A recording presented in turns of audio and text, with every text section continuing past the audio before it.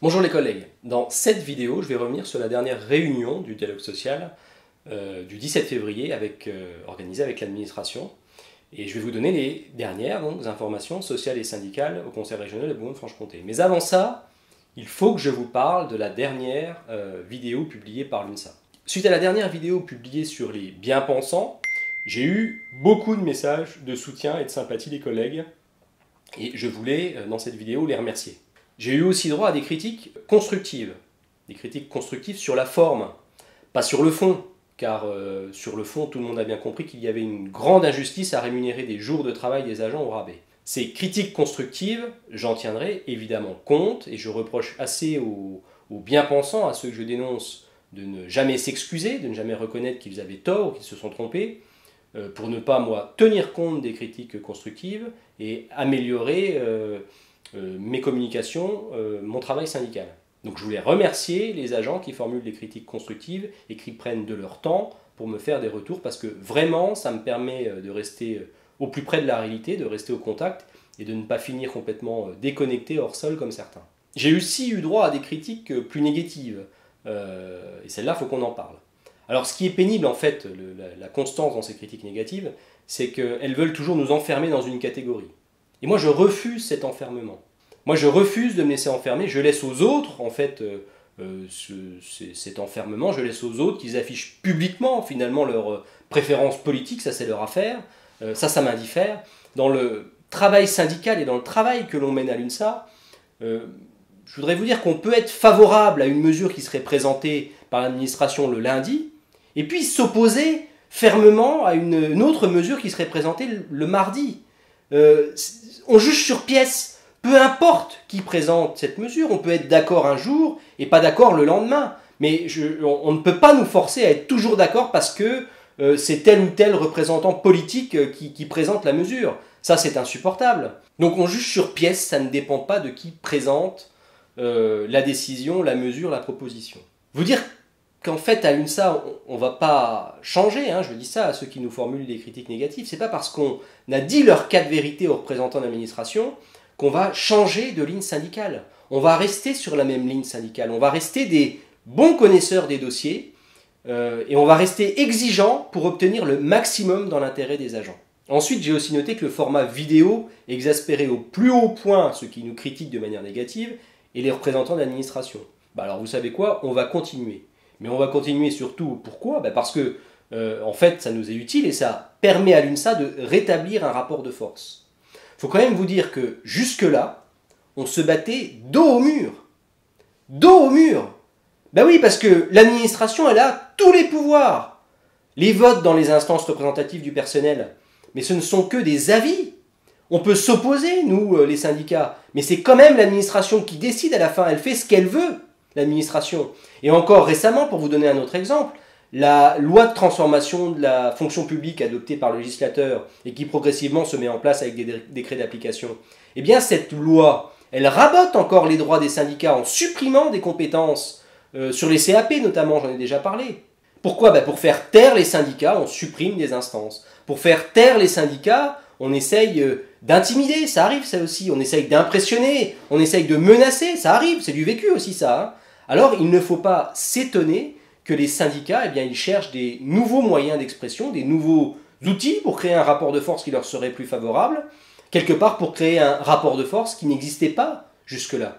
Au passage, je voulais quand même dire aussi que c'est très important pour l'UNSA de dénoncer les injustices et on continuera de les dénoncer. C'est très important pour l'UNSA de dénoncer des comportements inacceptables de certains. Et ça, on continuera de le faire. N'est-ce pas ce qu'on attend d'un représentant du personnel ? Un agent sans mandat syndical, il ne peut pas dénoncer publiquement une injustice sans risquer gros. Mais un représentant du personnel, c'est son rôle. Ce droit de tenir tête aux représentants de l'administration, par exemple, de parler d'égal à égal, il faut le conserver, il faut se battre pour le conserver.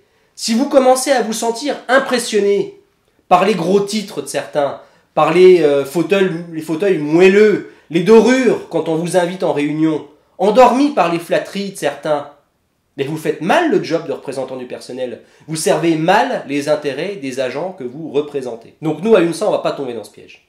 Je voulais vous dire également que le plus dur, en fait, c'est pas tellement les coups rendus par les représentants de l'administration. C'est normal, quand on dénonce fort et publiquement des injustices, quand on dénonce fort et publiquement des injustices, il faut s'attendre à de la résistance, il faut s'attendre à prendre des coups. Ça c'est normal, ça ne me touche pas, enfin ça ne me touche plus. Et comme dirait le DGS, finalement, c'est comme l'eau sur les plumes d'un canard. On me reproche aussi, en dénonçant des injustices, de faire le jeu d'un parti politique.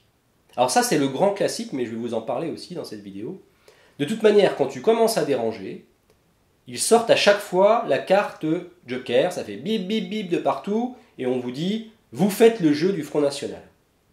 Mais franchement, si quand on exprime un vrai ras-le-bol, quand on dénonce des problèmes très concrets, des problèmes très concrets qu'il faut résoudre, on fait le jeu du Front National, mais je vais vous dire, on est quand même au niveau zéro de l'argumentation, ça faut plus faire ça, quoi. Ça fait des années qu'on entend ça, mais ça ne marche plus. Ça, faut arrêter, hein. Je vais vous prendre un exemple, parce que c'est intéressant comme situation. Je vais vous prendre un exemple. Imaginons qu'à une semaine du vote des conseillers régionaux, l'administration, elle décide de supprimer le versement du CIA en 2021. Ça tombe le même mois, hein. Élection régionale en juin, CIA, versement en juin. Est-ce qu'il faudrait se taire pour ne pas contrarier je ne sais quel parti politique? Je vous pose la question. Une nouvelle fois, je vais vous dire qu'à l'UNSA, le A, ça veut dire autonome, mais on a l'habitude de dire aussi que le A, ça veut dire apolitique. Dans le sens où, pour nous, à l'UNSA, notre job, notre syndicalisme, c'est de défendre les intérêts des agents, pas de défendre les intérêts des politiques, des politiciens. Il est malsain ce mélange syndicat politique qu'entretiennent certains. Je le redis encore une fois, on est en 2021, on n'est pas en 1981. Bon, justement, parlons des intérêts des agents, ça sera plus intéressant. On passe aux nouvelles sociales et syndicales. D'abord, la demande de lisibilité formulée par l'UNSA sur les mesures sanitaires applicables au Conseil régional, eh bien, elle a finalement été retenue par les représentants de l'administration. Donc l'administration, elle dessert son calendrier et les mesures de protection des agents qui s'appliquent actuellement au Conseil régional, eh bien, elles sont reconduites jusqu'aux vacances d'avril, jusqu'au 9 avril 2021. Ça signifie que les agents vulnérables à la Covid-19 et qui disposent d'un certificat médical valable, c'est-à-dire d'un certificat médical dont la date n'est pas passée, restent en ASA jusqu'aux vacances d'avril. D'ailleurs, tiens, j'en profite, une précision sur les agents qui sont vulnérables à la Covid-19. L'UNSA s'était étonné de la baisse importante du nombre des agents vulnérables au Conseil régional. Il y en avait 120 en 2020 et il n'y en avait plus que 60 en 2021. Et effectivement, l'administration a confirmé à l'UNSA qu'il manquait des informations sur près de 60 agents qui étaient vulnérables à la Covid et qui ne le seraient vraisemblablement plus en 2021.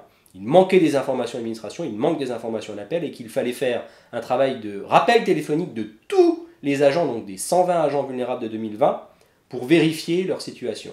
Vous dire aussi sur les agents vulnérables que nos collègues qui sont vulnérables à la Covid-19, ils n'ont aucune raison de se voir prélever par certains établissements, ça on l'a dénoncé aussi à l'UNSA, des jours Covid, des jours sur leurs fameux 6 jours Covid, pour compenser des jours de permanence sur les vacances de février qu'ils n'auraient pas effectués. Il n'y a pas eu de rupture dans la continuité des ASA pour les agents, donc les établissements ne doivent pas vous prendre des jours Covid pour compenser des absences sur les journées de permanence des vacances d'avril. Autre mesure prolongée également jusqu'au 9 avril 2021, l'accès aux heures supplémentaires pour les agents des lycées. Sur ce sujet, à titre indicatif, c'est un dispositif qui n'a pas forcément fonctionné comme on l'avait imaginé. C'était une demande qu'on avait formulée, nous à l'UNSA, d'autoriser les agents à faire des heures supplémentaires. Finalement, ça n'a pas si bien marché que ça, puisqu'au 21 janvier, l'administration donnait le chiffre de moins de 70 agents qui auraient effectué des heures supplémentaires.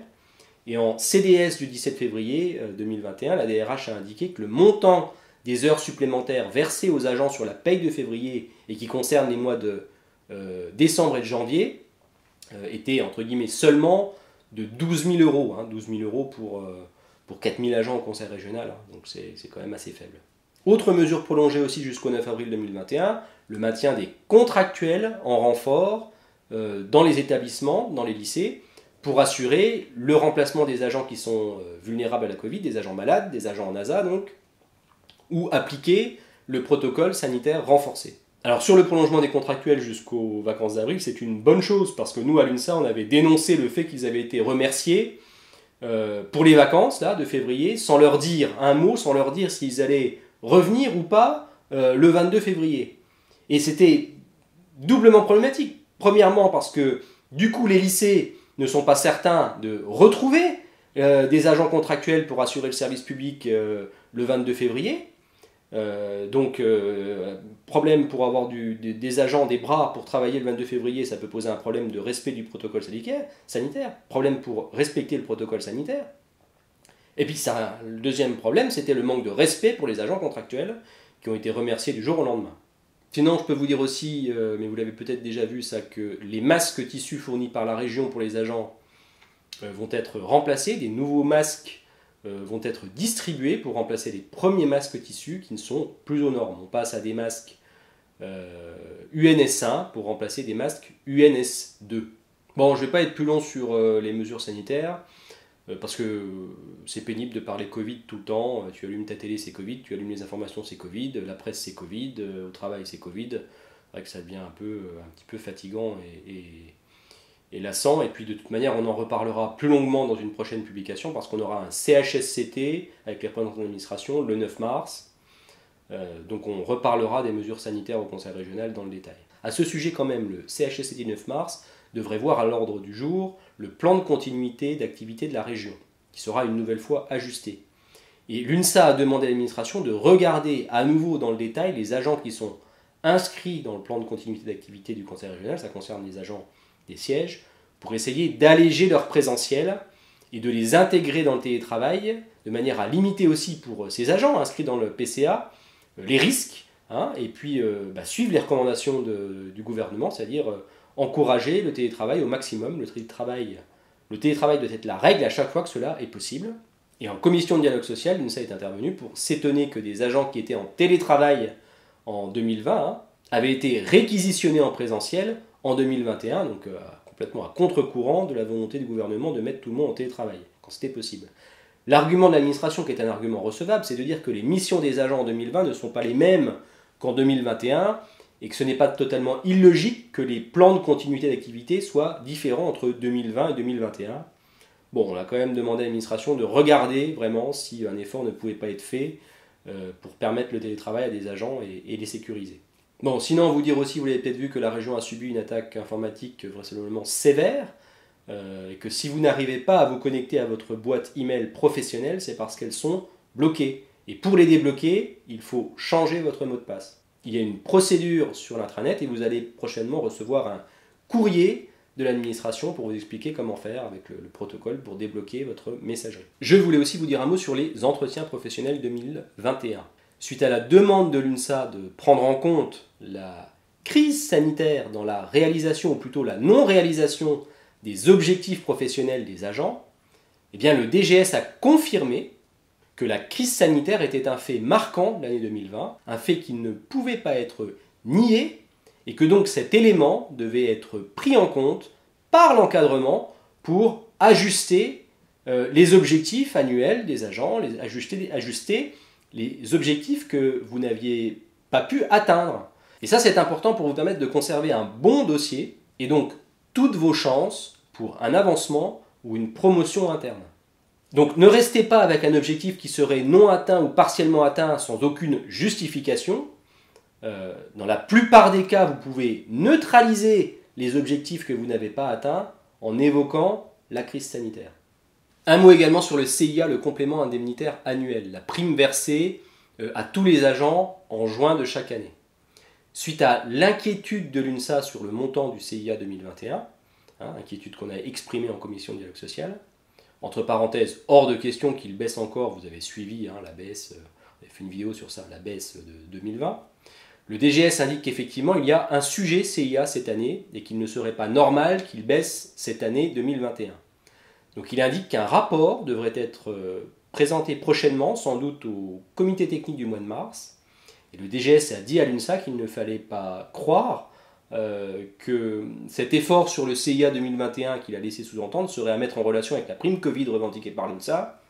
Mais quand même, on a la modestie de penser que les pressions de l'UNSA pour obtenir une prime Covid aux agents mobilisés ont peut-être fait réfléchir l'administration, en tous les cas semble faire avancer un peu le dossier dans la bonne direction. On verra sur pièce quand le rapport sera présenté au comité technique du mois de mars.